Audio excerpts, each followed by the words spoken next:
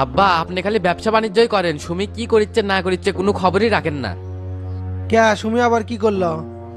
কিছুক্ষণ আগে দেখে আসলাম কলেজের পিছনে একটা ছেলের সাথে সেই আড্ডাত মজে গেছে। ফলো করতে করতে হুন্ডার চড়ে কুটি বানি গেল, পরে আর খুঁজেই পেলাম না। ওই যে খারাপের খারাপ হচ্ছে, এইভাবে চলতে থাকলে বংশের মান সম্মান সব নষ্ট করে ফেলে দিবি। তুই কি ওকি দেখছু নাকি অন্য কাউকে দেখছু? আমি কি অক চিনি না যে ভুল দেখবো, একবারে কাছ থেকে দেখছি। কি ব্যাপার আব্বা, সবাই কেমবা রেগে আছে, ব্যাপার কি? ঘটনা কি তুই জানিস না? আজকাল বলে তুই কলেজের নাম করে প্রেম করে বেড়াচ্ছু। রুবেলের সাথে যে প্রেম করিচ্ছি আব্বা কিংকা করে জানলা? কি উল্টাপাল্টা কথা কন? কলেজে যাই, ক্লাস করে চলে আসি, কারোর সাথে কথা কই না। এ মিশা কথা কোষকে, আড়াইটার সময় দেখলাম কলেজের পিছনে একটা ছেলের সাথে কথা করছো। তার একটু পরে বাইকে চড়ে কুটি বানি গেল, সত্যি করে কত কুটি গেছিল।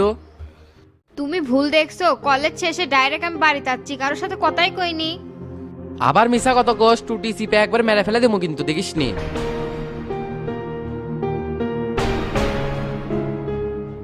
দেখ মা, তোদের দুই ভাই বোনে অনেক কষ্ট করে মানুষ করছি, নিজে না খেয়ে তোগেরে খাওয়াইছি।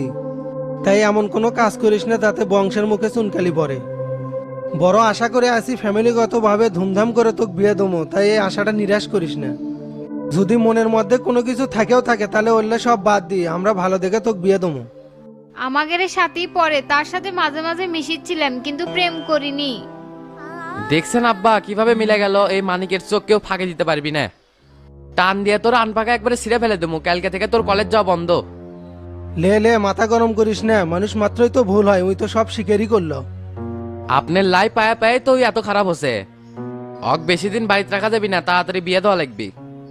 ভাইয়া আমার ভুল হয়ে গেছে, তোমরা যে সিদ্ধান্ত নিবে তাতেই রাজি আমি। ঠিক আছে, ওই ছেলের সাথে জানি তোকে আর না দেখি, এইবারের মতো ক্ষমা করে দিলাম। আচ্ছা ঠিক আছে।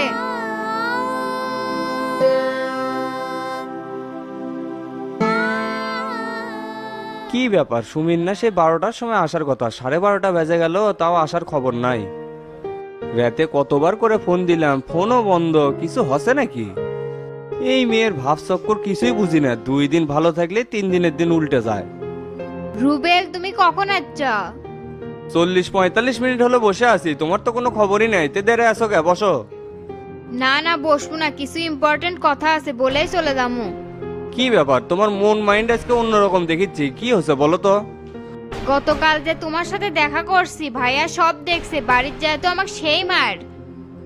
এই নিয়ে বাড়ির খুব ঝামেলা হচ্ছে, তোমার সাথে সম্পর্ক রাখা আমার আর সম্ভব না।